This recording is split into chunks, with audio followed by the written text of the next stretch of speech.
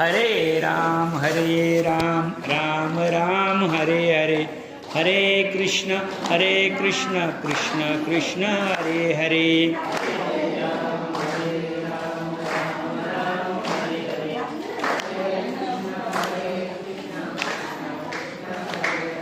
हरे राम राम राम हरे हरे, हरे कृष्ण कृष्ण कृष्ण हरे हरे। हॅलो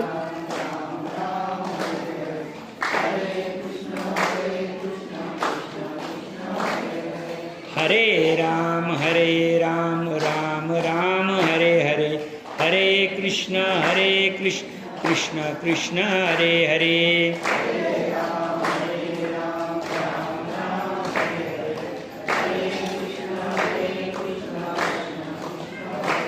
पुंडलिक वरदाहरी विठ्ठल, श्री ज्ञानदेव तुकाराम, पंढरीनाथ भगवान की जय, माऊली ज्ञानेश्वर महाराज की जय, जगद्गुरु तुकाराम महाराज की जय, पुरुषोत्तम भगवान की जय, अधिक मास भगवान की जय।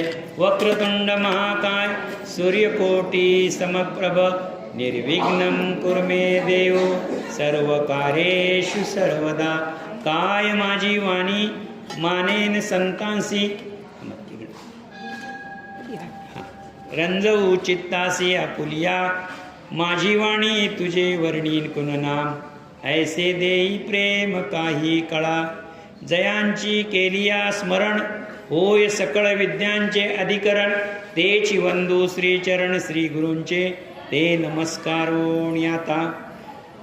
वक्रतुंड महाकाय सूर्यकोटि समप्रभ, निर्विघ्नं कुरु मे देव, सर्वकार्येषु सर्वदा।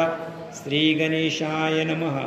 श्री राम भक्त वाल्मीकि ऋषी, पुनश्च सांगत दृढ धन्वाशी, राया हरीने इंदिरेशी, पंचमात्मकथिने जे, ते ऐकून शिराब्दी नंदन, मागुती हरिती हस्त जोडून, मने ओ प्रभो कृपा करून, उत्तम कथा कथिली तरी, पुनश्य लोक कल्याणार्थ, अधिक मास सांगा महात्म्य, ऐसे तिचे ऐकून भाषित, प्रेमे बोलत श्रीहरी। आपण 19 अध्यायामध्ये 19 हा संवाद आहे, नीट लक्षात घ्या। आपण याच्या अगोदर सुदेव आणि अगस्ती मुनींचा आणि त्याची पत्नी गौतमी यांचा संवाद पाहिला होता। त्या कथेतच एक नवीन कथा, आणि हा जो मूळ संवाद आहे, नीट संवाद लक्षात ठेवायचे। संवाद जर तुमचे चुकले, लक्षात ठेवा, संवाद जर चुकले तर काय होईल? कथा कळेल तुम्हाला, कथा कळेल, परंतु कथा कळाली पण तिचं वर्म कळणार नाही। आणि जर तुम्हाला कथेचं वर्म कळालं नाही तर शास्त्र सांगतं, चुकली या वर्म फेरा पडे। तो फेरा होतो, फक्त कष्ट होतं, शीन होतो। आपण 19वा अध्याय आणि 18वा अध्याय, 19व्या अध्यायामध्ये आपण फक्त द्वादशीचं महत्त्व पाहिलं। द्वादशी, भगवंतांना द्वादशी स्वतंत्र सांगितलेली, आणि वैद्युती, व्यातिपात, अमावस्या आणि पौर्णिमा या 4 सांगितलेल्या आहेत। नीट लक्षात ठेवा, या 4ही स्वयंतिथी आहे, म्हणजे ते एकट्याचे, परंतु द्वादशी ही संलग्न तिथी आहे। संलग्न तिथी म्हणजे ती एकादशी स येते। स्वतंत्र द्वादशी तुम्हाला करता येणार नाही, शास्त्र असं सांगतं। आणि संपूर्ण भगवद्गीतेचा 8वा अध्याय असा सांगतो, नीट लक्षात घ्या, की जर तुम्ही अंतकाळ आलेला असेल, प्रयाण काळ आलेला असेल, आणि त्यावेळेस जर तुम्हाला भगवंताचं स्मरण झालं, त्यावेळेस जर तुमच्या मुखामध्ये भगवंताचं नाव आलं किंवा श्रवण झालं, 3 गोष्टी आहेत का, लक्षात ठेवा। एक तर तुमच्या मुखात आलं तर, तुम्हाला स्मरण झालं तर, किंवा श्रवण झालं तर। आता एक लक्षात ठेवा, समजा त्याची अवस्था अशी असेल, त्याची अवस्था अशी असेल की तो बोलण्याच्या परिस्थितीमध्ये नसेल। कोण? ज्याचा कांतकाळ आलेला आहे तो, बरोबर आहे ना। बरेच लोक बोलण्याच्या परिस्थितीमध्ये राहत नाही। 3 प्रकार सांगितलेले भगवंताना. एक तर तुम्हाला स्मरण झालं पाहिजे, किंवा तुमचं वदन झालं पाहिजे, म्हणजे तुम्ही मुखानं म्हटली पाहिजे, किंवा श्रवण झालं पाहिजे. किती गोष्टी सांगितल्या मी तुम्हाला? 3. आता एखाद्या माणसाची अवस्था अशी झालेली आहे डोळ्यासमोर आला की त्याला त्याची हालचाल करता येत नाही. 2 दिवसापासून 8 दिवसापासून त्यानं काही खाल्लेलं नाही. 8 दिवसापासून त्याच्या सहवासामध्ये आयुष्यभर राहिलेले माणसं तो ओळखत नाही. नीट लक्षात घ्या, काहीही होत नाही. अशा वेळेस खरंच सांगा, भगवंताचं नाव त्याच्या मुखातून येईल का? आलं तरी त्याला उच्चार करता येईल का? पहिला मार्ग बंद झाला की नाही. दुसरा मार्ग, त्याला स्मरण झालं पाहिजे. आता स्मरण, नीट लक्षात घ्या, जर आपण त्याला चिमटा घेतला तरी त्याला काही होत नाही. त्याच्या मानेपासून खाली, कमरेपासून खाली काय आपण म्हणतो काहीच समजत नाही. संवेदना शून्य झालेला होतो. अशा परिस्थितीमध्ये खरंच भगवंताचं नाव त्याला स्मरण होईल का? म्हणजे दुराप असते, थोडं अवघड आहे, होणारच नाही असं नाही. म्हणजे थोडक्यामध्ये शास्त्र इथं काय सांगतं? शास्त्र इथं असं सांगतं की त्याचे वदन त्याच्या मुखातून घेतलं जाणार नाही, कारण त्याची शारीरिक अवस्था तशी नाही. त्याला आठवणार नाही, कारण त्याची आत्मिक आणि बौद्धिक परिस्थिती तशी नाही. आता तिसरा मार्ग आहे, श्रवण झालं पाहिजे त्याचं. नीट लक्षात घ्या. आता श्रवण ही कोणती क्रिया आहे? जर मी काहीतरी सांगतोय आणि तुम्ही श्रवण करताय. आता तो मनुष्य तिथे अंतकाळाला पडलेला आहे. त्याच्या आजूबाजूच्या लोकांनी तरी त्याला भगवंताचं नाव स्मरण होईल असं वदन केलं पाहिजे ना. काय केलं पाहिजे? वदन असं पाहिजे, म्हणजे बोलणं असं पाहिजे की त्याला भगवंताचं स्मरण झालं पाहिजे. बघा बरं का, नीट लक्षात घ्या. हा आपल्याकडे खूप म्हणजे शांततेनं अंतविधी हा अतिशय शांततेनं झाला पाहिजे. नीट लक्षात घ्या. पूर्वी इतका शांततेत अग्निविधी होत होता, अंतविधी का? भडाग्नी नव्हता, म्हणजे अग्निडाग कोणी देत नव्हतं. मंत्रघोषामध्ये मंत्राग्नीनं पेटायचं. ज्यावेळेस दशरथाचा अंतिम काळ चालू होता त्यावेळेस त्याच्या 3ही राण्या सगळे बसलेल्या होत्या आणि त्याचा राम नामाचा जप चालू होता. कोणाचा? दशरथाचा. मला एक सांगा, इथे तुम्हाला द्वादशीचं महत्त्व सांगतो. ज्यावेळेस दशरथाचा अंतकाळ आठवा, राम त्याच्याजवळ नव्हते, दशरथाचा अंतकाळ आठवा, सगळेजण स्मरण करून देत होते. कोणाचं स्मरण करून देत होते? भगवंताचं स्मरण करून देत होते. काय चर्चा होती? राम असते तर चांगलं झालं असतं. आता अनैश्य राम शब्द कानावर पडला दशरथाच्या. हा राम हा कोण आहे? तुम्हाला आम्हाला माहिती, भगवान विष्णू म्हणजेच राम आहे. बाकीच्यांनी त्यांना स्मरण करून दिलं, भगवंताच्या नावाचं स्मरण करून दिलं. मला मुद्दा आता हा सांगायचा आहे. जर भगवंत सांगतो 8व्या अध्यायामध्ये 5व्या श्लोकापासून तर 14व्या श्लोकापर्यंत की अंतकाळामध्ये 2च दानं माझ्याबरोबर येतात मनुष्याने केलेले. नीट लक्षात घ्या. एक, द्वादशीला केलेलं अन्नदान, आणि दुसरं दान म्हणजे त्यानं, नीट लक्षात घ्या, त्यानं आईवडिलांचं केलेलं पुण्यदान. हे 2च दानं माझ्याबरोबर येतात. आईवडिलांचं पुण्यदान हा म्हणजे काय? असे काही मुलं आहेत की त्यांची आई अगोदर वारलेली आहे आणि वडील नंतर वारलेले आहे. काहींची वडील अगोदर वारलेले आहे, आई नंतर वारलेली. मुद्दा मला हा सांगायचा आहे, दोघंही आईवडील जिवंत होते तोपर्यंत, नीट लक्षात घ्या, मारीक ऐका, जोपर्यंत ते एकमेकाची पती पत्नी होते. पण जो कोणी पुढे जातो तो मागच्यावर विश्वास ठेवूनच जातो ना. मागच्यावर काय ठेवतो? विश्वास ठेवतो. मग तुमची आई मागे असो किंवा वडील मागे असो, नीट लक्षात ठेवा, सेवा नाही घडली तरी चालेल, सेवा घडली नाही तरी चालेल.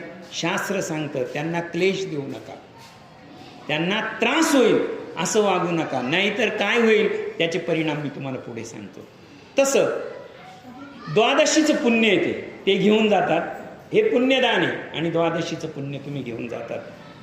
तुमच्या मनामध्ये अनेकदा अशी शंका येईल की द्वादशीच्या दिवशी आपण कधीच अन्नदान केलेलं नाही, कधीच अन्नदान केलेलं नाही.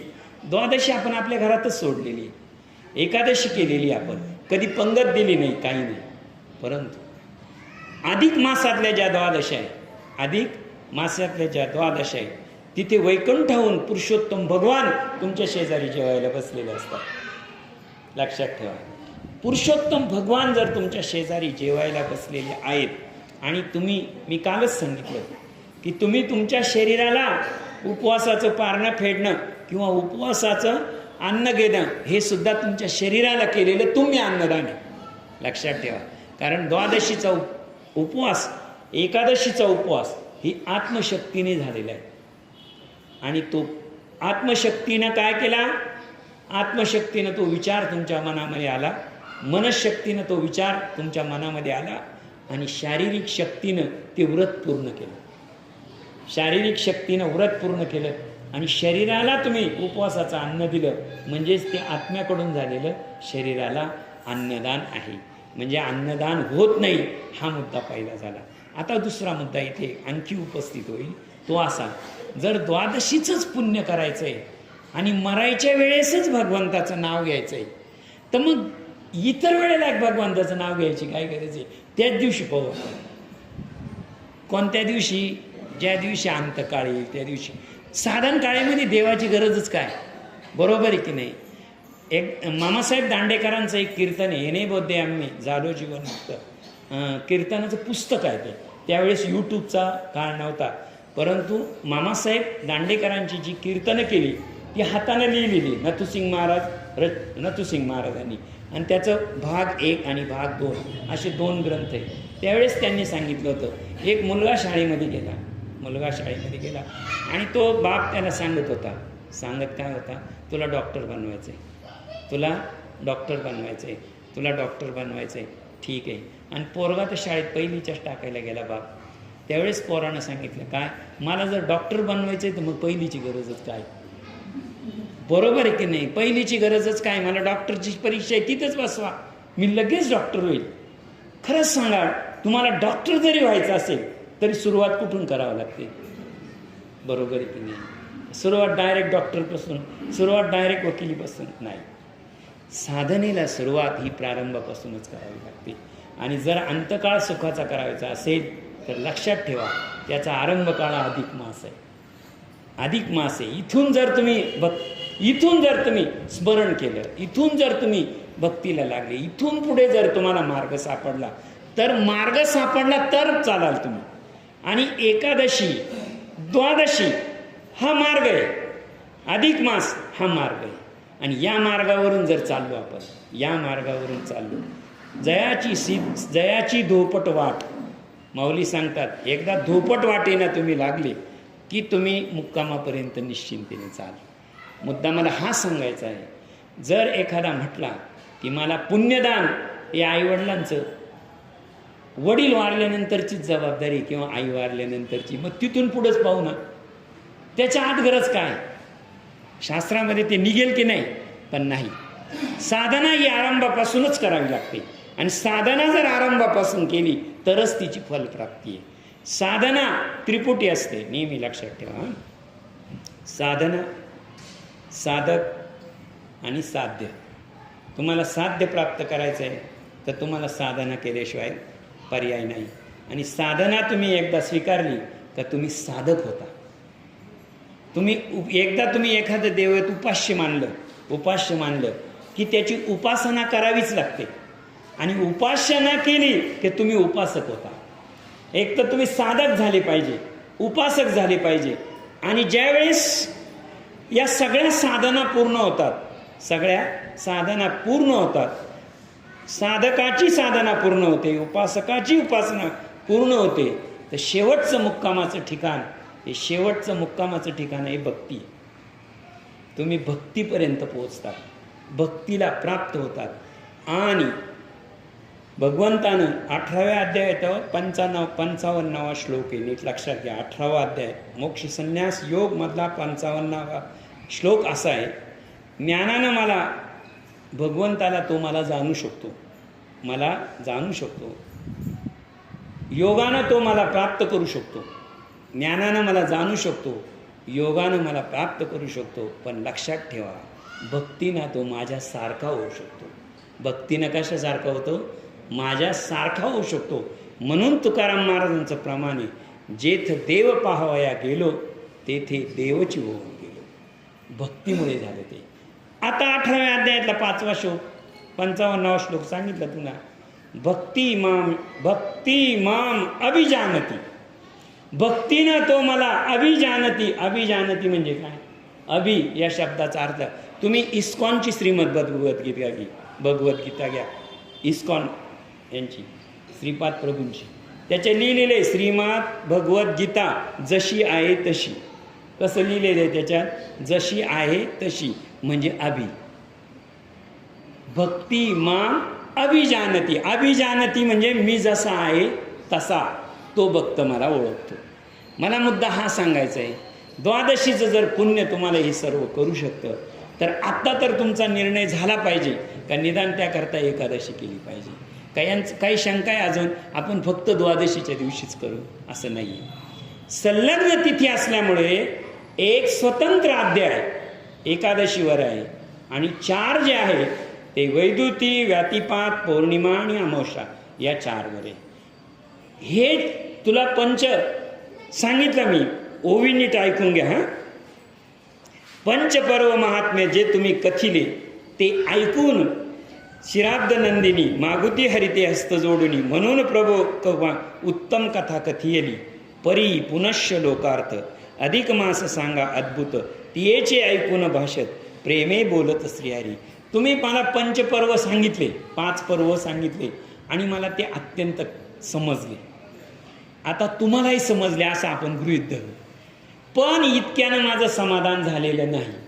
तुम्ही जी कथा सांगितली ती कथा चांगली होती, सुरस होती, माझ्या मनाला पटली. परंतु अधिक मासाचं जे महात्म्य आहे, अधिक मासाचं जे पुण्य आहे, अधिक मासाचे जे व्रत आहे त्याविषयी मला आणखी काहीतरी सांगा. हा लक्ष्मीचा प्रश्न आहे. अगय कांते अधिक मासाते द्वादशी पुनश्य व्यातिपात या दिनी जे दान देता किंचित मत फल प्राप्त होते. जे सकळ यज्ञाचे पुण्य आणि सर्व तीर्थांचे फल जाण ते सर्वही येणेच मिळून लाभते मोक्ष सदनी. व्यातिपात पुनव द्वादशी यातून कोणत्याही दिवशी विशेष करावे ज्या दानाशी ते प्रिय तुझं मी सांगतो. आता मी तुला 5 पर्व सांगितले. 5 पर्वामध्ये दान तुम्ही परत विचाराल की या दानाला या दिवशी काय दान करायचं, त्या दिवशी काय दान करायचं, ही लक्ष्मी मातेला विचारलेली शंका आहे. तर मी तुला या दिवशी काय दान करावं किंवा दानास योग्य काय आहे त्याची कथा आता पुढे सांगतो. व्यातिपात पुनश्य द्वादशी यातून कोणत्याही दिवशी उत्तम गुडे मिश्रित केले साजूक द्रुत तिळे माझी ते 33 अपूप चांगले काश्यपदी ठेवावे. अपूप या शब्दाचा अर्थ अनरसे दिलेला आहे. अनरसे दिलेला आहे. काय करावं?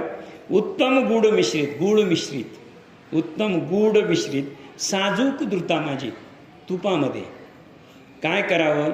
ऐसे 33 अपूप दानाशी तिये प्रिजे तुझ सांगतो. थोडक्यामध्ये तांब्याच्या ताटामध्ये किंवा शुभ्र ताटामध्ये सुद्धा म्हटलेले आहे, स्वच्छ ताटामध्ये 33 अनारसे ठेवावेत आणि त्याच्यावर पांढरं वस्त्र किंवा श्वेत वस्त्र म्हटलेले म्हणजे कोणतंही वस्त्र ठेवावं. मग आसनपाद्य पूजोनिया सदब्राह्मणाशी तक्षण तांबूलसही त्यासही दान द्यावे. आणि कोणतंही दान लक्षात ठेवा, शास्त्रामध्ये कोणतंही दान पहिलं विप्रश्य येती दान हक्का, विप्रश्य येती दान हा म्हणजे ब्राह्मणाला ते दान द्यावं आहे. परंतु ब्राह्मणाला दान नाही, विप्रश्य म्हटलेले. आणि शास्त्र सांगतो तुम्हाला, शास्त्रामध्ये अशी गोष्ट आहे का पर्याय नाही असं शास्त्र नाही, पर्याय नाही असं शास्त्र नाही. आणि कलाकाष्ठ इत्यादी सप्तश्लोक म्हणून पुरुषोत्तमाची प्रार्थना करून उदक जन सोडावे. इंदिरे ऐसे दान करिता जे पुण्यखळ येत हाता तद्वर्तन शिवदाता समर्थ नाही सर्वता. अधिक मासा जे कुणी सादर करती तदवता चरणी ते पुरुषोत्तमाची सानिध्याशी कल्पावरी बसतात. आता 33 जर अनारसे तुम्ही दिले, ह्या 33 आकड्यामध्ये फार गोड आहे आपल्याकडे. 33 कोटी देवांची संख्या सांगितलेली, बरोबर आहे ना? सगळ्यांना पाठ आहे 33 कोटी. मला सांगा 33 कोटी हा आकडा कधी आला हो? शून्य हा आकडाच आर्यभट्टांनी आणला. शून्य हा आकडा आर्यभट्टांनी आणला. आणि डॉक्टर माऊली, आर्यभट्टांच्या अगोदर वेद होते, आर्यभट्टांच्या अगोदर उपनिषद होते, आर्यभट्टांच्या अगोदर ब्रह्मसूत्र होतं, सगळे ग्रंथ त्याच्या अगोदर होते. शून्याचा शोध आणि आकड्याचा शोध वेदाच्या नंतर, उपनिषदाच्या नंतर, ब्रह्मसूत्राच्या नंतर, प्रस्थानत्रयी म्हणतो आपण त्याच्यानंतर. मला सांगा 33 कोटी देवाचं वर्णन वेदामध्ये, ब्रह्मसूत्रामध्ये, या सगळ्या ग्रंथामध्ये आहे. मग 33 कोटी हा आकडा तुम्ही लिहून दाखवा बरं मला. हा आकडा लिहायचं ज्ञान तुम्हाला ग्रंथ लिहून गेलेले होते देवन, त्याच्यानंतर आकडा आलाय ना. मग कोटी या शब्दाचा अर्थ नीट समजावून घ्या. कोटी या शब्दाचा अर्थ संस्कृतमध्ये प्रकार. आपल्या देवता 33 प्रकारच्या आहेत. 33 प्रकारच्या देवता आहे म्हणून 33 कोटी देवता म्हणतो आपण. आता 33 कोटी देवता म्हणजे काय, तर त्याच्यामध्ये नीट लक्षात ठेवा. आपले जे वसू म्हणतो, वसू हे 8 वसू आहे, 11 रुद्र आहे, 12 आदित्य आहे. मी काय सांगितलं तुम्हाला, 8 काय आहे, 8 वसू, नीट लक्षात घ्या. 11 काय आहे, रुद्र आहे. 11 आणि 8 19 झाले, बरोबर आहे की नाही? 12 आदित्य आहे, 12 आदित्य आहे. 12 आदित्य 19 आणि 12 किती झाले, 31, बरोबर आहे ना? एक इंद्र आणि एक प्रजापती म्हणजे ब्रह्मदेव झाले 33. 33 प्रकारच्या देवता आहे. 33 कोटी म्हणजे आकड्यात नाही, आकड्यात नाही, 33 कोटी देवता आहे. आणि 33 कोटी देवतांना जो आपण नैवेद्य देतो, नैवेद्य देतो 33 कोटी, तर त्या नैवेद्याचं प्रतीक म्हणजे एका देवाला एक नैवेद्य, एका देवाला एक नैवेद्य. म्हणून त्या ताटामध्ये किती नैवेद्य असावेत, 33 असावे. 33 शुभ. श्वेत या शब्दाचा अर्थ आला पांढरं, त्याच्यामुळे बत्ताशे चालतात. पांढरं आहे की नाही, बरोबर आहे की नाही? दूध सुद्धा चालेल जर पांढरं श्वेत म्हटलेलं आहे ना, कारण ब्रह्मदेवाचा आणि पुरुषोत्तम मास, पुरुषोत्तम भगवंताचा जो रंग आहे म्हणजे पितांबर, आपण म्हणतो पांडुरंगाचा पिवळा पितांबर, बरोबर आहे की नाही? बरोबर आहे. भगवान श्रीकृष्णाचं काय म्हणतो आपण, काळी घोंगडी. भगवान श्रीकृष्णाची घोंगडी म्हणतो, कशी म्हणतो, काळी म्हणतो, माहिती, बरोबर आहे का? राम नामाचं, राम आहे, राम. रामाचं वर्णन कसं आहे, रामाचं वर्णन असं आहे की रामाचे जेवढे वस्त्र होते, जेवढे वस्त्र होते तेवढे राजवाड्यात ठेवावं लागले. जेवढे वस्त्र होते अंगावर तेवढे राजवाड्यात ठेवावं लागले. आणि त्यानंतर शेला, जो विश्वामित्रांनी शेला परवानगी दिली होती, शेला म्हणजे आपण उपर्ण म्हणतो, ते 3 शेले घेऊन ते गेलेले. त्यामुळं रामायणामध्ये रामाच्या वस्त्राचा उल्लेख आलेला नाही. तसं अभंगले राम म्हणता रामची होईचे, पदी पैसोनी पदी घ्यायचे, याच्यामध्ये कुठेही रामाचा मी सगळ्या याच्यात पाहिलं गाथ्यामध्ये नाही आहे, रामाच्या वर्णन आलेलं आहे. तो शरीरानं कसा होता, त्याचं बाण कसा होता, त्याची उंची किती होती, हे सगळं वर्णन बऱ्याच ठिकाणी आहे.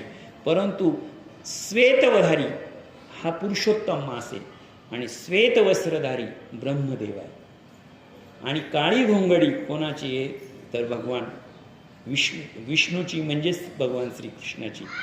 मला मुद्दा हा सांगायचा आहे की इंदिरे अधिक मासा माझी जे दान सादरत प्रवृत्ती ते पुरुषोत्तमाच्या सानी कल्पावरी असती. पूजा रहित देवमूर्तीस जे नर पूजिती अधिक मासी ते येथेच फलासी पावती निश्चित.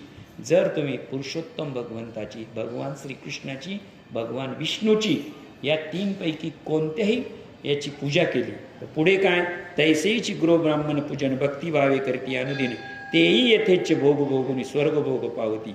अधिक मासी तुळशी पत्र पूजिता सर्व मनोरथ आणि अंती अक्षय स्वर्गप्राप्ती होत असे निश्चय.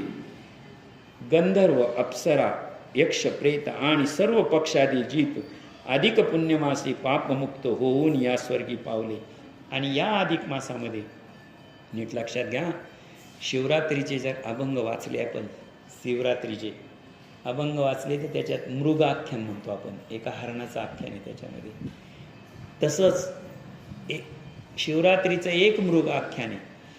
तसंच अनेक आख्यान आहे. रामायणामध्ये अशी 2 आख्यानं आलेली आहेत. एक जटायूचं आख्यान आलेले, पक्षी उद्धार आहेच आहे, शिलेचं आहे म्हणजे शिला, असे उद्धार आहे. हा जो काल आहे तसा इतर जे ग्रंथ आहे त्याच्यामध्ये प्रत्येकामध्ये उद्धार आहे. परंतु हा जो अधिक मासाचा काल आहे, इथे काय सांगितलंय, अधिक मासे काळे अंती स्वर्गवाशी असे होय जाय निश्चिती. येथे किती पशु पक्षी वन आदी, म्हणजे पशु पक्षी वनातले सर्व याने उद्धार पावलेले अधिक मासामध्ये खूप आहे. गंधर्व, अप्सरा, यक्ष, प्रेत आणि सर्वाधिक जीव बहुत अधिक मासे पार मुक्त होऊन स्वर्गी लागले. याच विषयी पुन्हा एक प्रिय सांगतो तोच. गंधर्वाचा उद्धार आपल्या सगळ्यांना एक माहिती आहे. कोणत्या गंधर्वाचा नसेल माहिती, पण उग्रसेन गंधर्वाचा प्रत्येकाला माहिती. गाढवाचं लग्न, उग्रसेन गंधर्वाचा उद्धार आहे ना, प्रत्येकाला माहीत आहे. असं जे आहे, हे सगळे गंधर्व अप्सरा या उद्धार पावलेले आहेत. उद्धारातून यांना स्वर्ग मिळालेला आहे. नीट लक्षात ठेवा. तर त्यापैकी एक मी तुला एक सांगतो म्हणे आता. ऐसे श्रवण मात्रे देख पापी लोक कुबेराची प्रिय स्मितविलासिनी जिये नाम ऐसी एक अप्सरा उत्तम इंद्रलोकी वसत असे. आता जसं आपलं खाली नियोजन आहे तसं वरती नियोजन आहे. म्हणजे धन्वंतरी हे देवांचे वैद्य आहे ना, बरोबर ना डॉक्टर काकाजी बसलेले इथे. आता तसे कुबेर हे कोण आहे, कुबेर हे त्यांचे थोडक्यामध्ये अधिपती. पैशाचा कारभार सगळा कुबेराच्या ताब्यात आहे. म्हणजे थोडक्यामध्ये कुबेर जे आहे त्यांच्याकडं पैसा. आता पैसा त्यांच्या ताब्यात असल्यामुळे, स्वर्गाचा सगळा हिशोब त्यांच्याकडे असल्यामुळे त्यांच्याकडे एक नियोजनाचा असं आपण म्हणतो. तर प्रत्येकाला एक दरबार, आपण दरबार ही कल्पना आता आणली, परंतु प्रत्येक व्यक्तीचं नीट लक्षात घ्या, प्रत्येक व्यक्तीचं जसं एक खातं असतं तसं कोणतंही नियोजन करताना एक खातं असतं. आणि सर्व जो हिशोबाचा पैशाचा जो हिशोब होता तो कुबेराकडे होता. आणि कुबेराचे जसे आपल्याकडे मुनिमजी, आपल्याकडे शिपाई हे सगळं असतं, तसं हे गंधर्व अप्सरा हे कुठले, हे स्वर्गातले सेवेकरी, हे स्वर्गातले सेवेकरी आहे. तर त्यांच्या सेवेमध्ये एक सेविका होती, ती अप्सरा, तिचं नाव होतं स्मिता विलासिनी. इंद्रलोकी वसे ती एकदा क्रीडावयसी घेऊन सखियासी स्वर्गाहून मृत्यू लोकासी कुरुक्षेत्री पात. आता कुरुक्षेत्रावर ती स्मित विलासिनी एकदा सख्यांबरोबर आली. कुरुक्षेत्रावर बघा, तुम्ही आत्तापर्यंत जेव्हा अधिक मास ऐकलेला असेल तर कुरुक्षेत्राचा उल्लेख खूप वेळा आलेला आहे. कुरुक्षेत्रावर देव येऊन गेले, कुरुक्षेत्रावर स्वामी येऊन गेले, कुरुक्षेत्रावर हे आले, ते सगळं कुरुक्षेत्रावर झालं. त्याला कारण एक सांगतो. कुरुक्षेत्र ही जी भूमी आहे, कुरुक्षेत्र ही जी भूमी आहे, ती भूमी जेव्हा युद्ध होणार होतं, तिथं युद्ध होणार होतं तेव्हा तिनं त्या भूमीनं, त्या जागेनं भगवान श्रीकृष्णाला विनंती केली होती. त्या जागेनं लक्षात ठेवा, त्या जागेनं की माझ्यावर हे युद्ध घडू देऊ नको, माझ्यावर हे युद्ध घडू देऊ नको. जर हे युद्ध झालं तर यात कोणाचा तरी विजय आणि पराजय ठरलेला आहे. ज्याचा वंश किंवा जो हरणार आहे तो मला दोष देणार आहे, आणि ज्याचा विजय होणार आहे लक्षात ठेवा त्याचाही विजय काही सहजासहजी होणार नाही. शेवटी जो रक्तपात होणार आहे तो कुठे होणार आहे, तो त्या भूमीत होणार आहे. तो भूमीत होणार आहे, इथं रक्त सांडणार आहे, इथं सगळं होणार आहे. काहीही करा, तुम्ही काहीही करा, पण हे युद्ध टाळा. हे त्या कुरुक्षेत्राच्या भूमीनं, कुरुक्षेत्राच्या भूमीनं, युद्धाच्या जागेच्या निवडीनंतर ती कुरुक्षेत्राची भूमी सांगितलं होतं. कुरुक्षेत्राच्या भूमीला सांगितलं, मी तुझ्याकरता शिष्टाई घेऊन जाईल, मी तुझ्याकरता शिष्टाई घेऊन जाईल आणि शिष्टाई घेऊन मी दोघांशी बोलेल. पहिल्यांदा मी कोणाकडे जाऊ? त्यांनी सांगितलं, शिष्टाई तुम्ही जर पांडवांकडे नेली, शिष्टाई पांडवांकडे नेली तर पांडव तुमच्या कोणत्याही शब्दाला हो म्हणतील, कोणत्याही शब्दाला तुमच्या हो म्हणतील. आणि पांडवांकडे शिष्टाई नेण्याचं काही कामच नाही का? जे काही आहे ते सर्व दुर्योधनांच्या ताब्यात आहे. मिळवायचं पांडवांना, मिळवायचं पांडवांना. ते म्हणे शिष्टाई मी करतो, काहीच हरकत नाही. पण मग पांडवांची शिष्टाई नीट लक्षात घ्या आणि कौरवांकडे शिष्टाईला जातो. ती म्हणे शिष्टाईमध्ये काय होणार आहे? इतक्या चर्चा झालेल्या आहेत, इतकं विनंत्या झालेल्या आहेत, तरी दुर्योधनानं ऐकलेलं नाही. 5 गावं मागितली होती फक्त शेवटच्या टोकाला, 5, तरी सुद्धा दिलेली नाही, तरी सुद्धा दिलेली नाही. मग जर 5 गावं दिलेली नाही आणि ही शिष्टाई तुम्ही घेऊन जाणार आहे, ती कशासाठी जाणार आहे? इथे एक लक्षात ठेवा, एक मर्म लक्षात ठेवा. भगवान श्रीकृष्णाने सांगितलं, जेव्हा दोन व्यक्ती भांडत असतात किंवा 2 राजे एकमेकाशी भांडत असतात आणि राजामध्ये जर शिष्टाई केली, प्रस्ताव मांडला आणि ज्यांना जो प्रस्ताव धुडकावला, ज्यांना जो प्रस्ताव नाकारला, पुढे जी जीवहानी होणार असते त्याचं सगळं पाप त्याच्या माथ्यावर जातं. कोणाच्या? ज्यांना प्रस्ताव धुडकावला त्याच्या.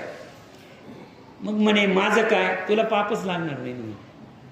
जे काही पाप आहे ते कुठं जाणार आहे सगळं? आणि मग त्या प्रस्तावानं भगवान श्रीकृष्ण तिथे गेले. तिथे गेल्यानंतर तुम्हाला माहीतच आहे, अर्जुनाच्या पायाजवळ बसले, त्या डोक्याजवळ बसले, पायाजवळ, ही कायमचं श्रवण आहे. पण हा प्रस्ताव मांडताना महाभारतामध्ये अतिशय चांगल्या प्रकारे वर्णन केलेले व्यासमुनींनी. प्रस्ताव मांडताना भगवान श्रीकृष्ण, नीट लक्षात घ्या, भगवान श्रीकृष्ण तिथे गेले आणि प्रस्ताव मांडायच्या अगोदर दुर्योधनानं सांगितलं का आपण पहिलं जेवण करून घेऊ. कोणाला सांगितलं? भगवान श्रीकृष्णाला. बोधनीती, श्रीकृष्ण बोधनीती हा ग्रंथ आहे, अगदी छोटा आहे, याचा गीता प्रेस गोरखपूरवाल्यांचा आहे.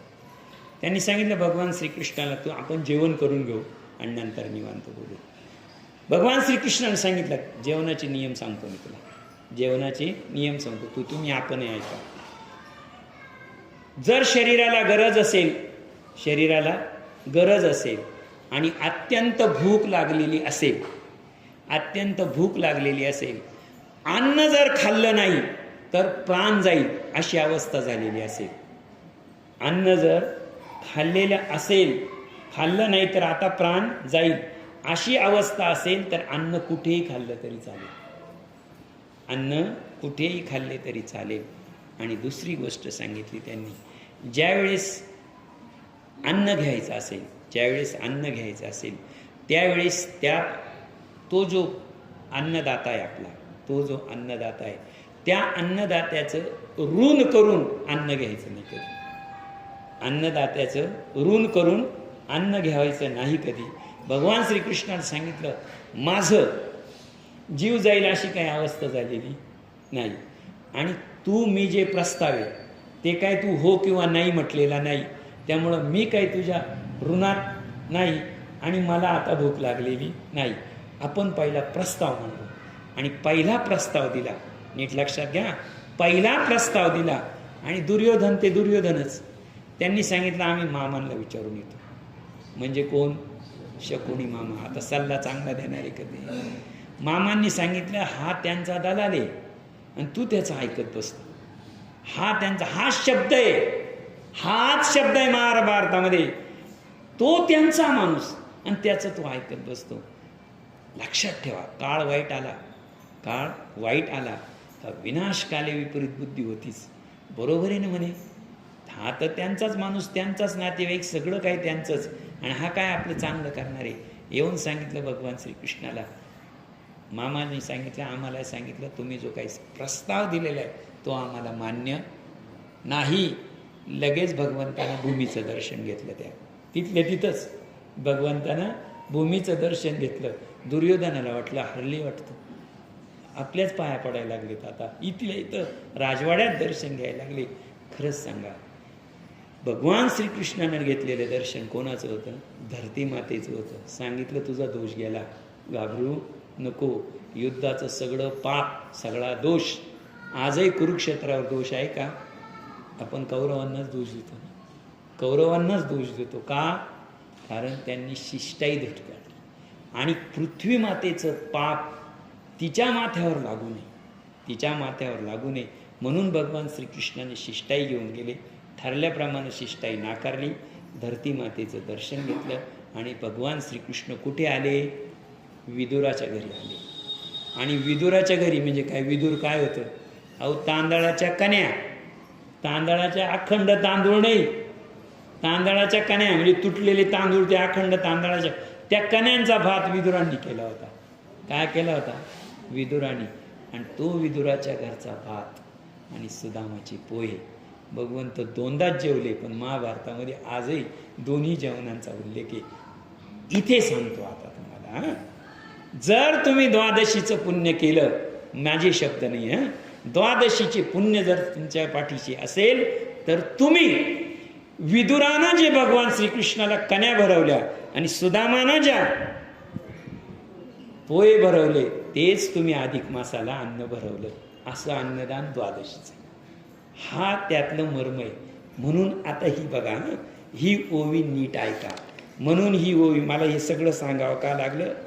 अधिक मासी तुळशी पत्रे पूजिता मनोरथ पूर्ती, अंती अक्षय प्राप्ती होते निश्चय. ते शब्द आहे, ते दानाशी सम, ते दानाशी सम भगवान श्रीकृष्णाशी अर्पण, ते होय मास, ते होय अधिक मासी सम. जे भगवान श्रीकृष्णाला दान केलं, दोनच जेवण आहे ना भगवान श्रीकृष्णाचे. किती वेळा पंक्तीत बसला असेल भगवान श्रीकृष्ण? तिसरी पंगत आहे, पण ती द्रौपदीच्या पानाची येते, छोटी. पण खऱ्या अर्थाने पंगत दोनच. कारण त्या बहिणीचं तिला काय हक्काचं जेवण ते त्यांनी मागितलं होतं. मागितलं होतं की नाही भगवान श्रीकृष्ण काहीतरी जेवायला? ते विदुराकडे मागितलं नव्हतं. ते विदुराशी गप्पा मारत बसले.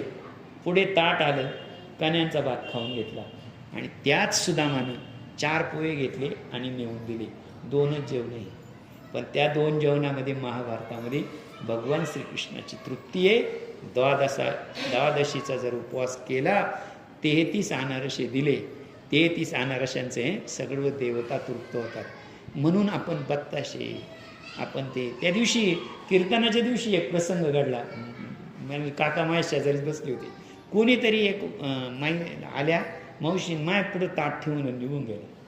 म्हणजे मी त्यांनाच विचारलं होतं, ते म्हणे आले आणि गेले. कोणीतरी एक, मी घरी घेऊन गेलो होतो, त्याच्यामध्ये एक ताटामध्ये बत्ताशे होती, त्याच्यामध्ये ते रुमाल ठेवलेला होता, वाटी होती. मी पाहिलं आणि घरी गेलो ना, नंतर ते म्हणे निघून गेली ती कोणीतरी, तिथं ठेवलेली होती. दुसऱ्या दिवशी मला वाटतं आले होते, आहे का याच्यामध्ये कोणी ठेवणार आहे? हां हां, त्यांनी ठेवल्या होत्या. हे बघा, त्यांनी ठेवून गेले होते. माझ्याशी बोलल्या नाही, काही नाही, माझ्यासमोर काहीच नाही. मी ते पाहिलं, मला वाटलं बाबाला द्यायचं असेल ते, नाही का विठोबा रुक्माई झाल्यानंतर बाबाला हार बीर घालायचा असतो, ते असेल.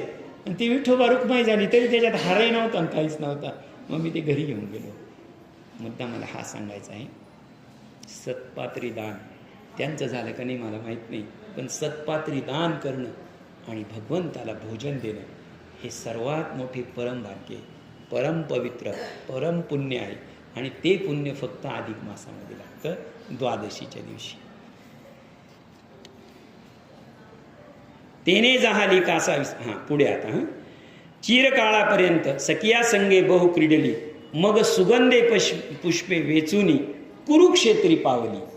सगळ्यांना घेऊन आली आणि कुरुक्षेत्र, मी खूपदा तुम्हाला आणखी एकदा सांगितलं, कुरुक्षेत्रानंतर खूप क्रीडा आहे बघा. कुरुक्षेत्रावर साधू संत दुर्वास मुनी येत का?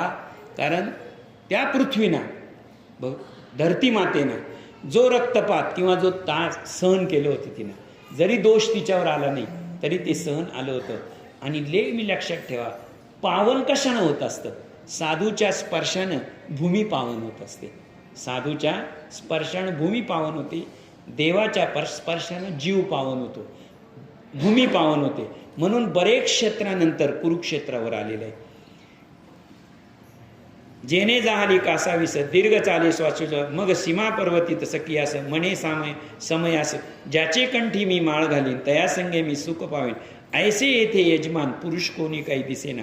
आणि तिनं गेले कुरुक्षेत्रावर नदीच्या बाजूला, तिनं एक फुलं आणले आणि फुलं आणल्यानंतर त्या फुलांची तिनं सुंदर अशी माळ तयार केली, फुलांची माळ. आणि फुलांची माळ तयार केल्यानंतर तिच्या मनामध्ये हा विचार आला की ही माळ जर मी एखाद्याच्या गळ्यात घातली, माळ गळ्यात घातली तर तो माझा पती होईल. तरी आता काय करावे, कुणाशी ही माळ घालून तया संगे मी सुख पावेन. तरी आता काय करावे, काय कैसे दुःख होईल, अप्सरा ना तरी सखिया लागण बोलत असे. ते आता काय करायचं म्हणा, असा तर माझ्या मनात विचार आला. माझ्या मनात विचार आला का मी माझ्या हातानं जी माळ केलेली आहे, मी ही माझ्या हातानं जो हार केलेला आहे, तो कोणाच्या तरी पवित्र, कोणाच्या तरी पावन, कोणाच्या तरी शूर, कोणाच्या तरी गळ्यात टाकावा. आणि तो गळ्यात टाकला म्हणजे असा मला कुरुक्षेत्रावर. कारण इथे सांगा बरं, मला एक सांगतो आता, ऐका. बोलत असेल कुरुक्षेत्रावर हा विचार का मनात आला? मनात शंका आली का नाही? आली का नाही? मला सांगावं, कुरुक्षेत्रात जितके लढले जे कोणी असेल ते कोण होतं? शूरवीर होते सगळे. कोण संसारी होता का? सगळे संसारी म्हणता येईल. पण तिथे कशासाठी गेले होते? शूरवीर. शूरवीराचा एखादा जरी तिथं पुनर्जन्म झाला तर तो कोण राहील? शूरवीर. अप्सरेला कोण हवा होता? शूरवीर हवा होता. तिच्या मनामध्ये असं का आलं की या पृथ्वीवर या जागी कर्णासारखा शूरवीर पडला.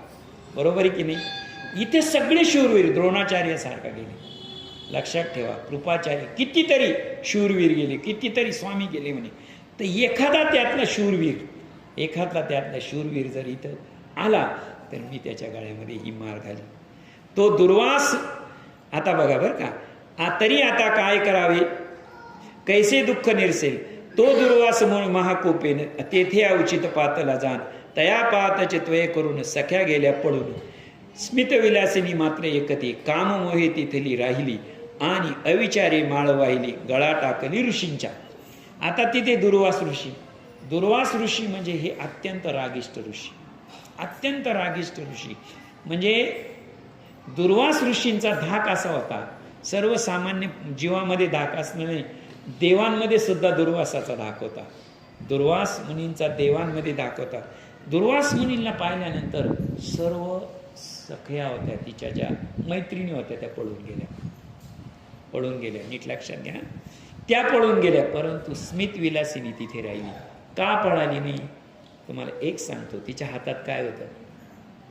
हार होता. तिच्या हातामध्ये काय होता? हार एकदा काढला आणि कोणाच्या तरी तो गळ्यात टाकला पाहिजे. हार टाकला, आपण घेतला आणि एकदा हाराला हात लावलं का त्या माणसाच्या पाया पडावं आणि त्याच्या गळ्यात टाकावं. एक तर आपल्यापेक्षा ज्येष्ठाच्या किंवा पुण्यवंताच्या, आपल्या गुरुच्या किंवा आपल्या पतीच्या हाराचे मान. आता तिसरी आहे, हार टाकून तर काय पाळणार नाही. तिनं काय केलं, पुढे दुर्वास मुनी आले आणि तिला दुर्वास मुनींच्या गळ्यात टाकून. दुर्वास मुनींच्या गळ्यात टाकल्यानंतर तेने ऋषीवर कोपला, लगेच शापवानी बोलला, दुष्टे तू पिशाच परी होई तो मज स्पर्श केला अवचित. तरी माझे वचने करून तू पिशाच होईन मोदिनी. ते ऐकून स्मितविलासिनी अति दीनवानी झाली. घट्ट धरुणी ऋषीचे चरण उक्साबुक्षी रडे रुदन. मने समर्था मी अति दीन अबला असे. आता आहा मी अत्यंत मतिमंद, नेनो काही अपराध. तुम्ही दयासागर आहात, विशुद्ध करा, शुद्ध करा. आता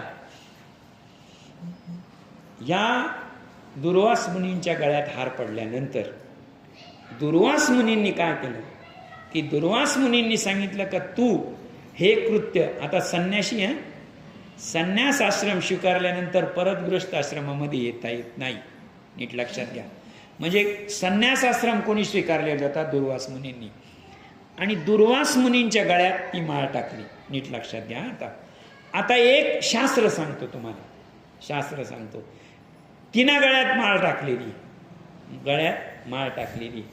आता काय झाले? शास्त्रानं ती त्यांची पत्नी झाली. तसं तर तिला स्वीकार करायला पाहिजे. पण जर तुमच्या एखाद्या स्त्रीनं गळ्यामध्ये माळ टाकली किंवा माळ टाकला, तो कोणत्या मुहूर्ताला आणि कोणत्या अपेक्षेनं टाकलं हे महत्वाचं असतं. मुहूर्तावर म्हणजे एक लक्षात ठेवा हां, पांडुरंगाची पूजा चालू आहे, तिथे एक पुरुष उभा आहे, कीर्तनकार उभे, नारदाची गादी आहे, नारदाला उभे आपण विण्याला हार घालतो, नारदाला हात घालतो, हार घालतो आपण. ती पवित्र जागा आहे. पण परंतु इथे दुर्वास मुनींनी हार घातल्यानंतर दोन गोष्टी हां. दुर्वास मुनींनी त्या हाराचा स्वीकार करणं का हाराला नकार देणं, हे कोणाच्या हातात आहे? हे दुर्वास मुनींच्या हातात आहे. कारण दुर्वास मुनींनी त्यांना हातीला हार घातलेला नाही. मग आता नीट लक्षात घ्या हां, ज्या वेळेस या अशा गोष्टीत जर एखाद्या भावनेनं हार घातला, हिनं त्या पती मागत होती ती, आणि पती मागताना तिच्या मैत्रिणींबरोबर तिनं बोलून दाखवलं होतं, भावना तीच होती, आणि त्याच भावनेनं तिनं काय घातले? हार घातलेलं आहे. इथे दुर्वास मुनींनी हार घातला का? नाही. दुर्वास मुनींनी तिला शाप दिला. आता नीट लक्षात घ्या, शापित होणं म्हणजे काय?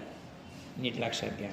आता इथं मुद्दा समजा, नीट लक्षात घ्या. अष्टवक्र गीतेमध्ये असा एक संदर्भ आलेला आहे. अष्टवक्र भगवंत सांगतात की जर एखाद्या आत्ताच्या याच्यात जर एखाद्या आपल्या माणसाकडून आपलं वैर स्वीकारलं गेलं नाही, वैर स्वीकारलं गेलं नाही, तसंच प्रेम स्वीकारलं गेलं नाही, प्रेम स्वीकारलं गेलं नाही, वैर स्वीकारलं गेलं नाही, तर त्याचा दोष कोणाकडे जातो? त्यांनी सांगितलं नाकारणाऱ्याकडे नाही जात. अष्टवक्र भगवंताची जी गीता आहे, अष्टवक्र गीता, त्यांनी सांगितलं की ज्याच्या मनामध्ये कामना प्रथम निर्माण होते त्याच्याकडे जातो, त्याच्याकडे जातो. म्हणजे नीट लक्षात घ्या, आता कामना निर्माण होत कधी झाली हे फक्त भगवंत जाणू शकतो, माणूस माणसाचे नाही जाणू शकत. मला मुद्दा सांगायचा इथे आहे, नीट लक्षात घ्या. आता इथे काय झालेलं आहे? आणि जर असं असेल तर वर्ण बदलावा. एखाद्या स्त्रीने तुमच्याकडे लग्नाची अपेक्षा केली आणि तुम्ही सांगितलं मी नाही करणार, तर त्यावेळेस तुम्ही गृहस्थाश्रम तुम्हाला स्वीकारायचाच अधिकार राहिला नाही. तुम्ही पुढे वानप्रस्थीला जाणे तर संन्याशी व्हा.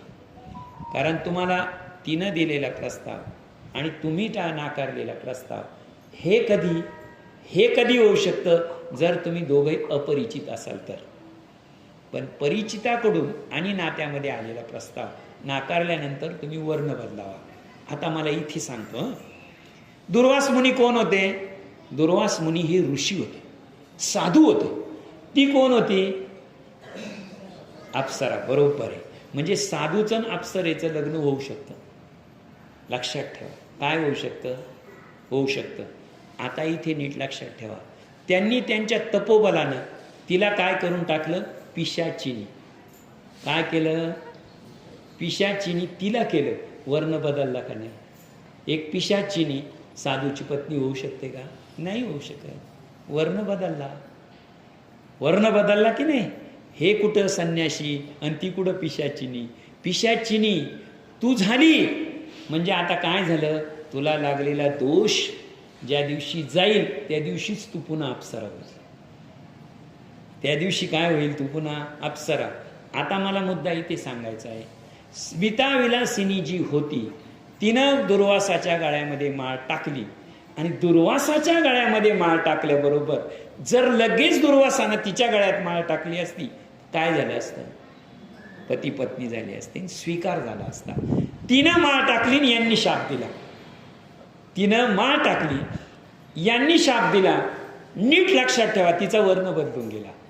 अप्सराची काय झाली? डायरेक्ट पिशाचिनी झाली. आता पिशाचिनी साधूचा विवाह कुठेच मान्य नाही, शास्त्राला मान्य नाही. काय बदलला? वर्ण बदलला. अष्टवक्र गीता वर्ण बदलून टाकावं. जर समर्थ नसेल तर वर्ण बदला. नीट लक्षात घ्या. तरी माझे वचने करून तू पिशाच्य होईल मोदनी. तू काय होशील? पिशाच्य होशील. तो स्मित विलासिनी अति दिनवानी झाली. गट्ट धरून ऋषीचे चरण ओक्साबोक्षी करती रुदन. म्हणे मी समर्थ अति दिन अबला आणि आहा अत्यंत मतिमंद. नेनोने काही अपराध तुम्ही दयासागर आहात. तुम्ही विशुद्ध करा मन माझे. मी माझ्याकडून जी चूक झालेली आहे ती माझ्या अज्ञानपणात झालेली. माझ्या आपण म्हणतो ना आपल्या बावळटपणात होऊन गेलं, ते माझ्या अज्ञानपणात झालेले. माझ्याकडून अज्ञानपणात चुका होऊ द्या, पण तुम्ही तर ज्ञानी आहे ना. तुम्ही तर ज्ञानी आहे ना. तुम्ही ज्ञानी आहात. तुम्ही ज्ञानी असल्यामुळे माझा अपराध पोटात घेणं तुमचं काम आहे. तुम्ही अपराध पोटात घेतला पाहिजे. तरी साधो दीननाथा क्षमा अपराध किची समर्था. तुम्हा वाचून मजला आता नाही रक्षता कोणी. साधूचं पहिलं लक्षण आहे क्षमा. हे कोण सांगतंय? स्मिता विलासिनी. अपराध केल्यानंतर. खरं तर अपराध करण्याच्या अगोदर क्षमा आहे. त्यांनी विचारलं असतं नाही म्हणली असती तर ती क्षमा आहे, परंतु माळ घातलेली आहे त्यामुळं तिचा वर्ण बदललेला आहे. अप्सरा ती पिशाचिनी झालेली आहे. ते ऐकून मुनिदेव यद्यपि कोप स्वभाव तरी प्रसन्नता हरवी. ऐसे सदैव व्रत ज्याचे मनोनी तो हृदयी द्रवला आणि ती बोलू लागला. अगे माझी या शापवाणीला अन्य नाही करवेची. माझे वचन नव्हे असत्य. तू पिशाच होशील हे सत्य. परी मद वचने पुढील पथ्य तुझ. माझी वाणी आजपर्यंत कधीच वाया गेली नाही. मी देवांच्या बाबतीत जरी वाणी केली तरी ती वाया गेली नाही. नीट लक्षात घ्या. मी कोणाच्याही बाबतीमध्ये वाणी केली तर मी वाया गेलेली नाही. मी सांगितलं तू पिशाच होणार, झालीच आणि होणारच, यात काहीही शंका नाही. पण मी तुला एक गोष्ट सांगून ठेवतो. तुला एक पथ्य सांगतो. तुला पथ्य सांगतो. काय पथ्य सांगितलं? परी मदवचने तुझं एक पथ्य होईल ते ऐक. महानदीचा अत्युत्तम तो सागराशी झाला संगम. ती स्थळी कुमारी नाम क्षेत्र परम पवित्र हे. ज्याप्रमाणे जेथे चतुर्युग सहस्रांती कवनेक श्री तपास. नीट लक्षात घ्या. महानदी अतिउत्तम जेथे सागराशी मिळती झाला संगम. महानदी म्हणजे गंगा. महानदी म्हणजे गंगा. गंगेचा संगम कुठे आहे? त्रिवेणी संगमामध्ये. बरोबर आहे की नाही? प्रयागला त्रिवेणी. तिथे एक तपस्विनी बसलेली. तिथे एक तपस्विनी बसलेली. ती तप करते. ती तप करत असताना ती कोण आहे? जी चतुर्युगा सहस्रांती कवने श्री तपसी सती. जिची याज्ञवल्की कुळे उत्पत्ती तपश्चार्थ ती जाईल. आणि याज्ञवल्क्य ऋषी आहे. याज्ञवल्क्य ऋषींच्या कुळातली आहे. तुम्ही म्हणाला आता हा याज्ञवल्क्य ऋषी कोण? तर याज्ञवल्क्य ऋषी ते आहेत की संपूर्ण वेद जन्माला आले तेव्हा एकच वेद होता, परंतु याज्ञवल्क्य ऋषींनी एका वेदाचे 4 वेद केले. 4 वेद केले. एका वेदाचे 4 वेद करणारे याज्ञवल्क्य मुनी. इतके विद्वान ते. त्या विद्वानांच्या कुळातली ती. आणि ती तपस्वी म्हणजे काय? पवित्र ते कुळ, पावन तो देश. बसलेली कुठे आहे? त्रिवेणी संगमावर. देश पवित्र आहे. आणि याज्ञवल्क्यांच्या कुळातली आहे. त्याच्यापेक्षा श्रेष्ठ कुळच नाही. म्हणजे अशी उच्च कुळामध्ये जन्मलेली आणि पवित्र स्थानावर तपश्चर्या करणारी एक तपस्विनी. पुढे काय होईल? आणि ते सदा राहून दुष्कर तपाचरण अष्टाधिक एकाशत पूर्ण अधिक मास जातील. त्या प्रत्येक अधिक मासात स्नानदान अयाचित उपवास नरकव्रत नक्त मौनव्रत इत्यादी सतत आचरील ती. तरी आता तिथे बसलेले असताना तिनं काय केलेलं आहे? नीट ऐका. त्या प्रत्येक आधी मासात तपस्वीनं प्रत्येक आधी मासात काय केलेले? स्नान, तप आणि दीपार्चन. पुन्हा पुन्हा मी सांगितलेले 3. अयाचित उपवास. अयाचित उपवास. अयाचित या शब्दाची ही एक भावना आहे. कोणत्याही गोष्टीत स्वार्थ नसणे किंवा कोणाचं काही न स्वीकारणे म्हणजे ती अयाचित भावना आहे. तू पीडित शुता फिरता फिरता देवे करुणे अधिक मासी कृष्णा दशमी ती कुमार क्षेत्री जाशील. आणि आजपासून आता तू पिशाच्य तर झालेलीच आहे, पण हे कुरुक्षेत्र सोडल्यानंतर नीट लक्षात ठेवा, कुरुक्षेत्र सोडल्यानंतर काय होईल अजून पुढचा शाप ऐका. तू सगळं विसरून जाशील. मग कुठं चाललंय? येडे रस्त्याने फिरत राहते. बा ते कुठं फिरत आहे, काय फिरत आहे, काय करताय, कुठं जाणार आहे संध्याकाळी? ते काहीच नाही. कुठं जात आहे, कुठं राहत आहे, काय खात आहे, तुम्हाला 8-15 दिवसातून दिसतात. ते बरोबर असतात, आजारी नाही, कधी काही नाही, कधी काही नाही. परंतु हे लक्षात ठेवा, हे एक प्रकारचे शापित आहे. चांगले असतात, मोठमोठे अधिकारी आहे, खूप मोठे अधिकारी आहे. इंटरव्ह्यू घेतलेले यूट्यूबवर. पूर्वीचे अधिकारी आज रस्त्यानं वेडे होऊन फिरतात, रस्त्यानं फिरतायत, असे कितीतरी आहे. हे पूर्वीचे शापित आहे. कुरुक्षेत्राची भूमी सोडल्याबरोबर काय होईल? तुझी स्मृती जाईल. तुझ्या अंगावर कपडे आहे की नाही, तू कोण होती, तू काय होती, हे सगळी स्मृती तुझी जाईल आणि तू या भूमीवर फिरत राहशील. तेथ चतुर्वर्ग सहस्रांती कवने एक श्रीपाशी याज्ञकुल गोत्रे प्रत्येक अधिक मासाते स्नान दपा मौन व्रत. तू आता पुढं, तू पीडित शुदा तृष्यांनी आणि तुला वेळेवर कधीच पाणी मिळणार नाही आणि तुला वेळेवर कधीच अन्न मिळणार नाही. कायम ताणलेली असेल, तू कायम भुकेलेली असेल. फिरता फिरता देवे करुणी अधिक माशी कृषदिनी त्या कुमार क्षेत्री जाशील. पण तुला मी उशाप देतो, तू असंच फिरत जाशील आणि फिरता फिरता तुला एक दिवस तू गंगेवर जाशील, त्या प्रयाग तीर्थावर जाशील आणि तिथे जी याज्ञकुलाची ती तपस्विनी बसलेली तिचा तुला स्पर्श होईल. तिथपर्यंत तू पोचशील. तेथे त्या तपासी पाहून तिला सत्व बक्षावे म्हणून धावत वेगे करून तस तिला जाशील. तो दर्शन मात्रे सोज्वळ तुझं ज्ञान होईल उत्पन्न. मग तपाशी शुभ बोलू लागशील ऐसे की. पण मी तुला एकच उशाप देतो, तुला कधीच काही आठवणार नाही. तू फिरत राहशील, तुला तहान लागलेली असेल, तुला भूक लागलेली असेल, तुला अंगावरच्या कपड्याचं भान नसेल, शरीरावरच्या अवयवाचं भान राहणार नाही. परंतु एक लक्षात ठेव, त्या तपस्वीची आणि तुझी नजरानजर झाली, का तुला मात्र माझे शब्द आठवतील. काय आठवतील? ती तपस्वी जेव्हा भेटेल तुला, तेव्हा तू तिची सेवा करायची. तिची काय करायची? फक्त सेवा करायची. हे तपस्विनी पुण्य स्मरते आघात करुणात मजवरी कृपा करी माते. लोपली दुरिते सर्वई लहान थोर सर्व जीवांशी घोर मृत्यू देण्याऐरशी परी विधायते पिशाच योनीची क्षण मात्रे कोणासी नटावे. हे पिशाच्या अति निकृष्ट बहुचित अति होते कष्ट मनोनी माते विनयते स्पष्ट करी उत्कृष्ट पाहे पा. आणि हे पिशाचे असतात ना, पिशाचे नीट लक्षात ठेवा. एक छोटासा तुम्ही आज पाहिलं खेड्यात बघा, तुम्ही जेव्हा पिसाळलेला कुत्रा बैलाला चावतो आणि तो बैल जो वेडा होतो, तो पिशाच्य होतो. म्हणजे पिशाच्यासारखं काय करतो? दिसल त्याला मारायला धावतो.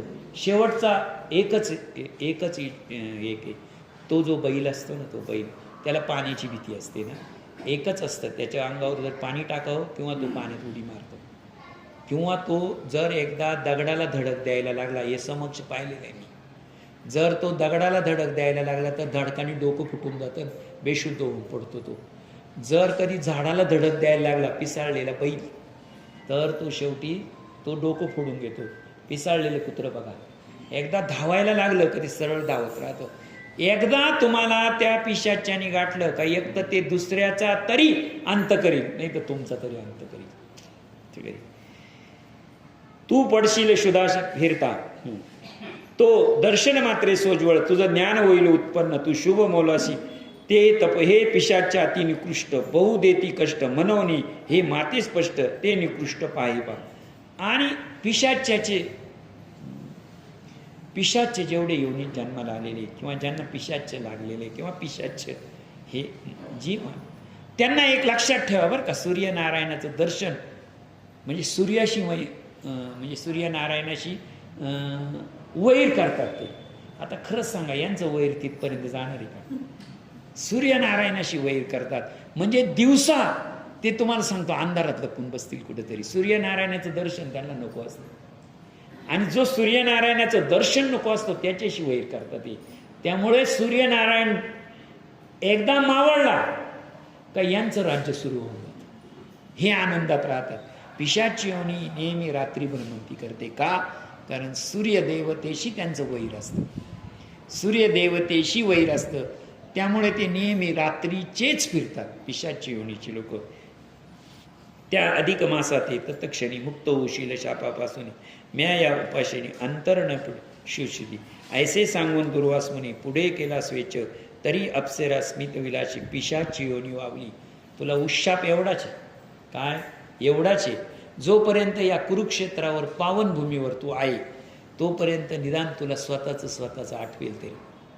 शरीरावर तुझ्या कोणते कपडे येईल, काय खायचं याचं भान राहील तरी. परंतु लक्षात ठेव, ही भूमी तुला सहन करू शकत नाही.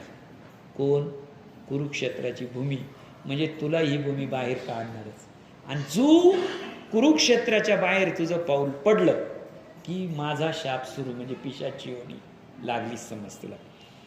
दुर्घट वना माझी उदक म्हणजे कंटक वृक्ष बरोबरी उदक न मिळे चूळ भरी वास करी दुःखाने. आणि ती जी झाली त्यानंतर ती काट्याकुट्यातून चालायला लागली. पाणी नाही, अंगाला कितीतरी वर्ष आंघोळ नाही. लक्षात ठेवा, पुन्हा एकदा लक्षात ठेवा, हे वर्णन कोणाचं आहे? हे वर्णन आहे अप्सरेचं. अवस्था काय झालेली आहे नीट लक्षात ठेवा. एक अप्सरा जी स्वर्गामध्ये राहत होती, त्या अप्सरेचं वर्णन असं आहे का आता काय अंगावर कपडे नाही, कितीतरी दिवसाची आंघोळ नाही, काट्याकुट्यातून हिंडणं फिरणं, त्याच्यानंतर उदक न मिळे चुळभरी, एक चुळभर पाणी ताण लागले तर कुठं मिळत नव्हतं, क्षुधान कर मिळे, एक भाताचं शीत अन्न मिळत नव्हतं. अशी कोणाची अवस्था झाली त्या स्मित. आळे पाळे वृक्षाशी घेत बहु श्वापादे संगे सदा तळतळे शुधाक्रांत करी घात जीवाचा. ऐसे युग सहस्त्रपर्यंत तेथेची राहिली दुःख भोगित. पुढे फिरता फिरता अवचित महासिंधुग्रामी दातली. असं करता करता करता तिला सिंधुग्रामी, सिंधू म्हणजे समुद्र, समुद्राच्या कडेला ती गेली. आणि समुद्राच्या कडेला गेल्यानंतर शापमुक्तीची वेळ, त्यांनी काय सांगितलं, शापमुक्तीची वेळ आली. बहु पडली तिडे पुढे तापसी दिसली तिथे. आणि ती समुद्राच्या कडेने चालत चालत चालत चालत आली आणि ती बरोबर संगमाजवळ आली. समुद्रात शेवटी नदी कुठे मिळते? समुद्राला. आणि समुद्रापासून उलटा प्रवास चालू केला तुम्ही म्हणजे नदीच्या मुळाला जाणारच ना. तर ती समुद्रापासून उलट चालायला लागली. आणि उलट चालता चालता काय झालं, तो काय झालं, शापमुक्तीची वेळ आली. तव पुढे तपशी देखली तिथे धावली बक्षाया. पुढे तिला तप करणारी दिसली आणि तिला खायला ती धावली. आता पिशाची योनी ना, दिसल ते खायचं, तो खायला धावली. तो अंतरी उपजले ज्ञान. लगेच दुर्वास मुनींचे शब्द, तुला तिची वेळ झाल्यावर तुझी सगळी स्मृती परत येईल. लगेच तिची स्मृती परत आली. परत आल्यानंतर मुनी वचने झाले स्मरण, तापसी दिलेले चरण भावे शरण निघाले. आणि आपला पूर्ववृत्तांत तपासीशी सांगितला समज तो सत्य करीन मुनिवचन. आता ते तिला जेव्हा ते आठवलं, ती खायला धावली, पण त्या तापसीची नजरानजर झाली. काय सांगितलं होतं, तिची आणि तुझी नजरानजर झाली का तुला लगेच मागचं आठवेल सगळं.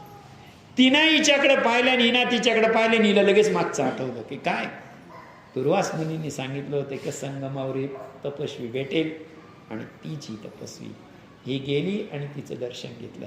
दर्शन घेतल्यानंतर तिनं ही जीवनाची कहाणी तिला सगळी सांगितली. कोणाला? तापसीला. कोणी सांगितली? स्मितविलासिनी. ऐसे ऐसे अधिक मासाचे व्रत पुण्य दिदले ते पिशाचे लागून तेने तात्काळ होती मुक्त स्वर्गा लागी जाती.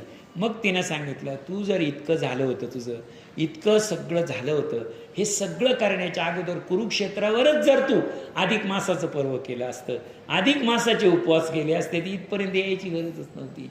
माझ्यापेक्षा वरिष्ठ स्थान, अधिक पुण्यवान अधिक मास आहे, त्याची जरी प्रसन्नता झाली असती तरी तुला इतके वेळ इकडं इतकं करावं लागलं नसतं. हे ऐसे अधिक मासाचे महिमान प्रिय समर्थ कोण, ब्रह्मा शेष की मी नारायण, हे संपूर्ण तट्ट लक्ष्मीला भगवंत सांगतात. असा हा अधिक मास पवित्र आहे. अशा या अधिक मासाच्या कथा आहेत.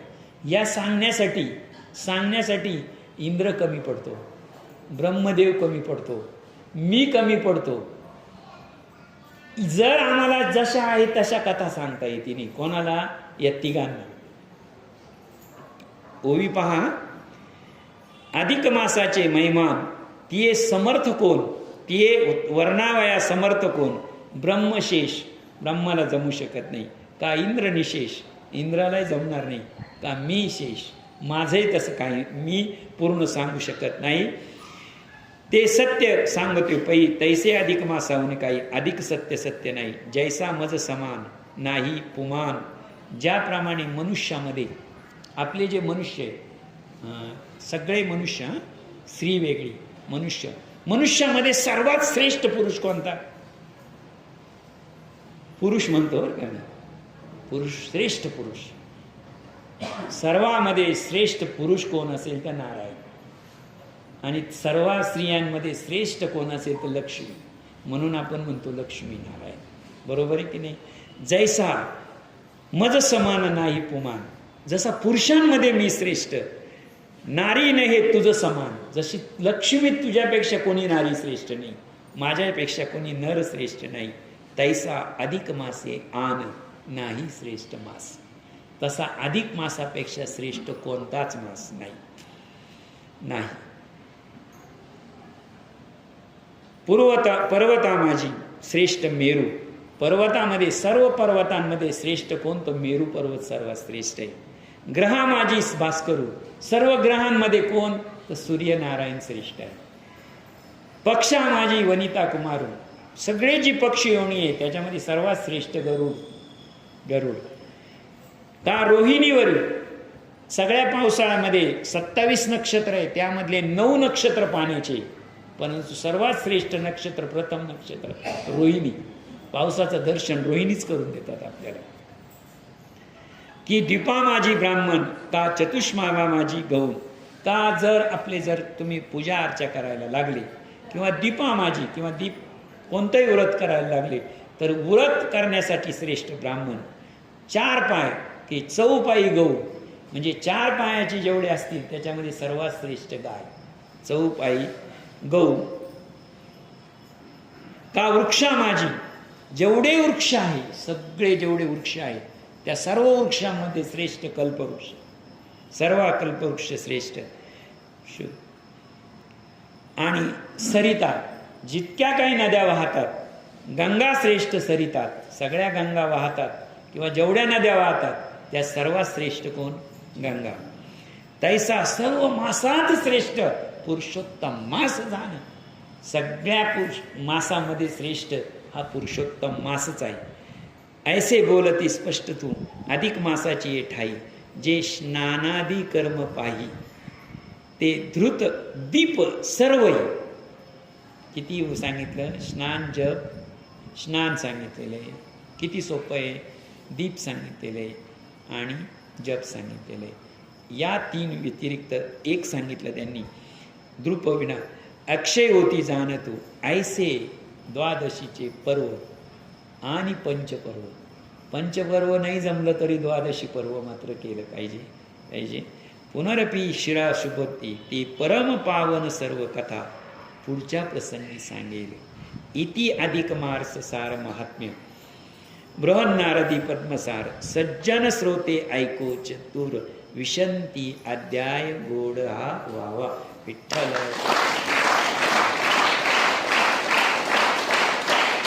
कुंडली विठ्ठल. श्री ज्ञानदेव तुकाराम. पंढरीनाथ भगवान की जय. जगद्गुरु तुकाराम महाराज